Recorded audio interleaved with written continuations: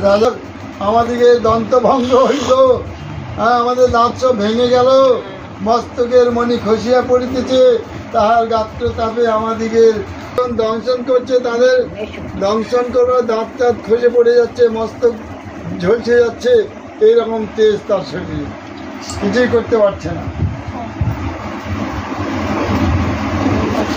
তার গায়ের এত তাপ আমাদিকে ফনা সকল দগ্ধ হইয়া যাইতেছে, তথাপি বালকের চর্মভেদ করিতে পারিলাম না।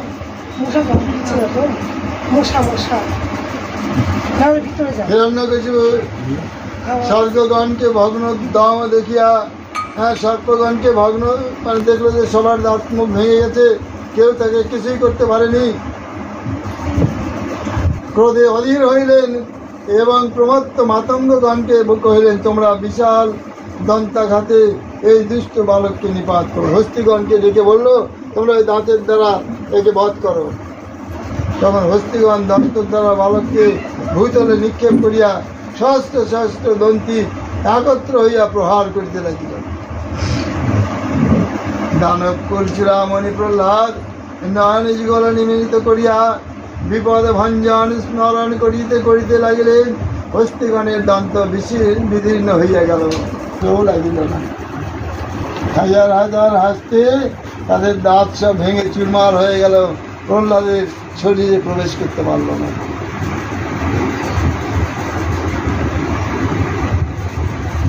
হিরণ্যকশিপু পুত্রের এইরূপ অচিন্ত সৌভাগ্য দর্শনে ক্রোধে অধীর হইয়া দিগ্গজগণকে তথা হইতে তাড়িত করিয়া,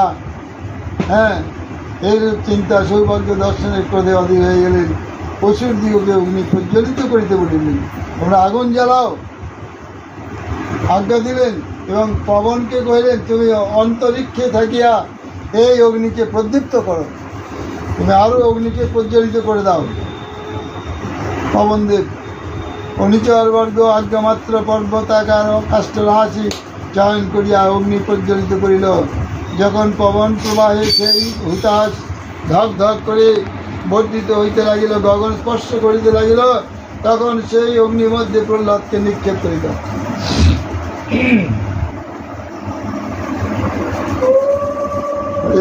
অগ্নি তাহার গাত্র স্পর্শ করিতে পারিল না, অগ্নির মধ্যে ফেলে দিল, অগ্নি তাকে স্পর্শ করতে পারল না। প্রহ্লাদ সেই প্রচণ্ড হুতাসনের মধ্যে থাকিয়া ইষ্ট মনে হরিগুণ গান করিতে লাগিল। এই অভূতপূর্ব ঘটনা দেখিয়া দৈত্যরাজ ক্রোধে অধীর হইলেন। তখন চন্দ্রমার্ক প্রভৃতি ব্রাহ্মণগণ স্তুতিবাক্যে দৈত্যরাজকে সান্ত্বনা করিয়া কহিলেন, রাজন, আপনি ইহার প্রতি ক্রোধ পরিত্যাগ করুন। এ আপনার আত্মসন্তান, বিশেষত বালক, উহাকে নষ্ট করিলে আপন সন্তান বিনষ্ট হইল, তাহাতে দেবগণ কিছুই অনিষ্ট নাই, আমার তাতে কোনো অনিষ্ট নাই। আমরা ইহাকে লইয়া যাই এবং পুনর্বার উত্তমরূপ শিক্ষা প্রদান করি, তাহা হইলে স্বয়ংই এই বালক আপনার শত্রু দমন করিবে। দৈত্যরাজ তাহাদেরকে পরামর্শ অনুমোদন করিয়া প্রহ্লাদকে পুনর্বার গুরুগৃহে পাঠাইলেন। গুরু সবিশেষ যত্ন সহকারে প্রহ্লাদকে শিক্ষা দিতে লাগিলেন। প্রহ্লাদ যখন পাঠের অবসর পাইতেন, তখনই আপন সহোদর দিগকে কিছু ভক্তি শিক্ষার উপদেশ দিতেন। প্রহ্লাদ আপন ভাতৃগণ ও অন্যান্য দৈত্যতনয় দিগকে সমবেত করে বলিতেন, আমি তোমাদিগকে পরামার্থ সাধনের উপদেশ দিতেছি, আমার উপদেশ বাক্য মিথ্যা বা অন্যথা মনে করিও না। আমি গুরুর ন্যায় অর্থ লালসায় তোমাদিগকে উপদেশ দিতেছি না। দেখো, প্রাণীগণ এই সংসারে জন্ম পরিগ্রহণ করে, নানা প্রকার ক্লেশ ভোগ করে, নানা রকম ক্লেশ ভোগ করছে। তাহাদিগের ক্রমশ বাল্য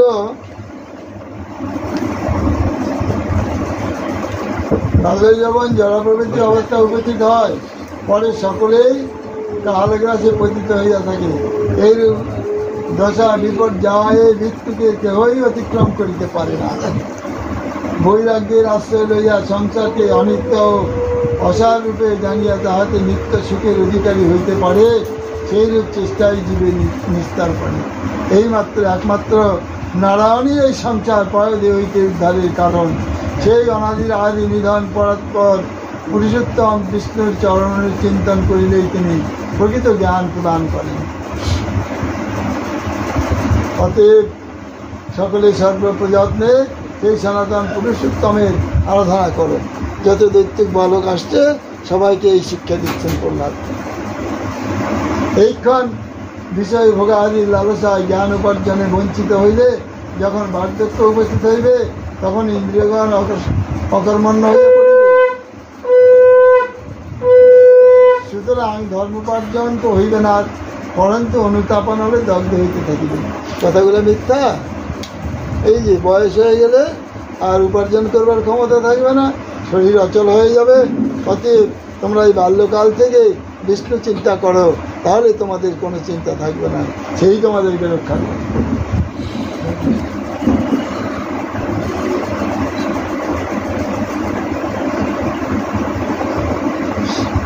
সংসারে দুঃখ ভিন্ন সুখের লেশ মাত্রও নেই, তখন সংসারে আসক্ত না হইয়াই শেষ কর।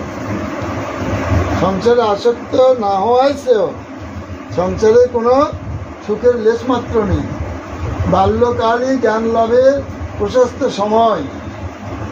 এই সময়ে সংসারে বিরক্ত থাকিলে সেই সংসার মায়া আর অন্তঃকরণে স্পর্শ করিতে পারিবে না।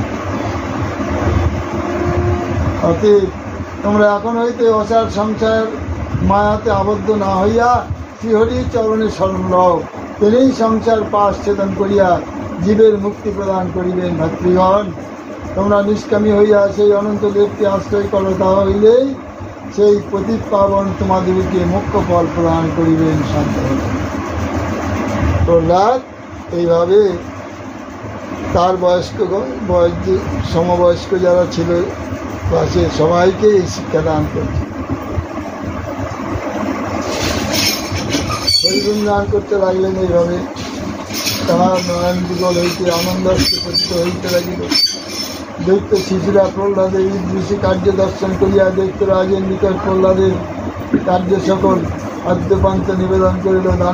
দানবেশ্বর কুপিত হইয়া পাচকগণকে কহিলেন, আমার সেই পুত্রের দুর্বুদ্ধি দূর হইল না। সেই দুষ্ট বালক আপনিও নষ্ট হইয়াছে এবং অপরাপর বালক দিগকেও কুপথের প্রতীক করিবার নিমিত্ত উপদেশ দিতেছে। সেই কুলাঙ্গারকে বিনাশ করো। তোমরা সেই কুলাঙ্গারকে বিনাশ করো।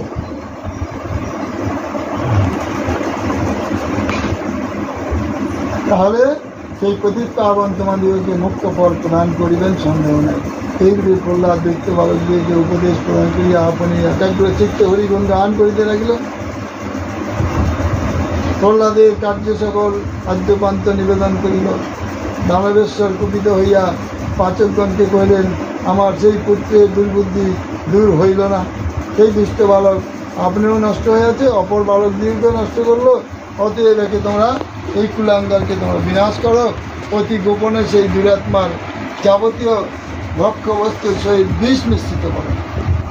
যা কিছু ওকে খেতে দিবে তাতে মানে যে তীক্ষ্ণ বিষ, সেই বিষ মিশ্রিত করে তাকে খেতে দাও।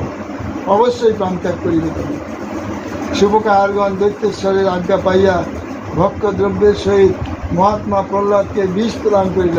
প্রহ্লাদ আপন অভীষ্টদেব মধুসূদনের নাম উচ্চারণ পূর্বক সমুদয় ভক্তদ্রব্য নিবেদন করিয়া ভোজন করিতে লাগিল।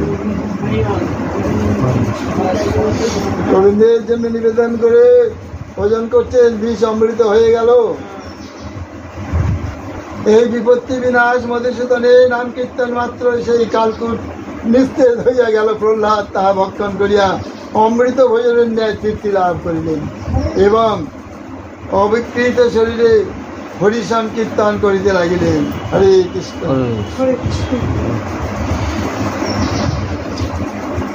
পাচকগণ চমৎকৃত হয়ে গেলেন।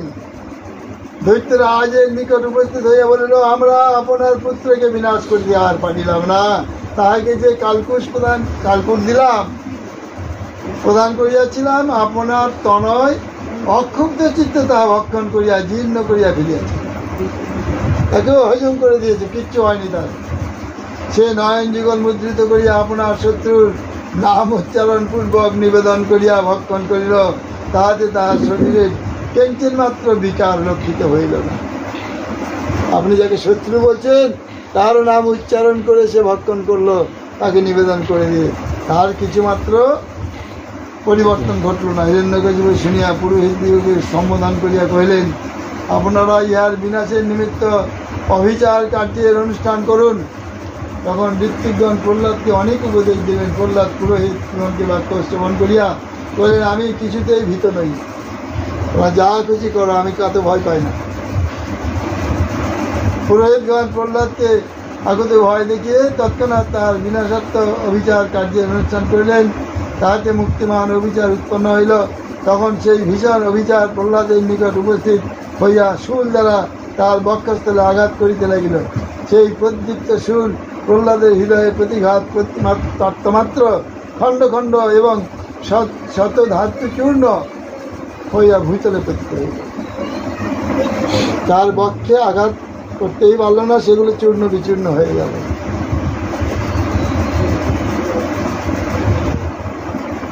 তথা হইতে অন্তর্হিত হইল মহামতি প্রহ্লাদ পুরোহিতগণকে অবিচার দগ্ধ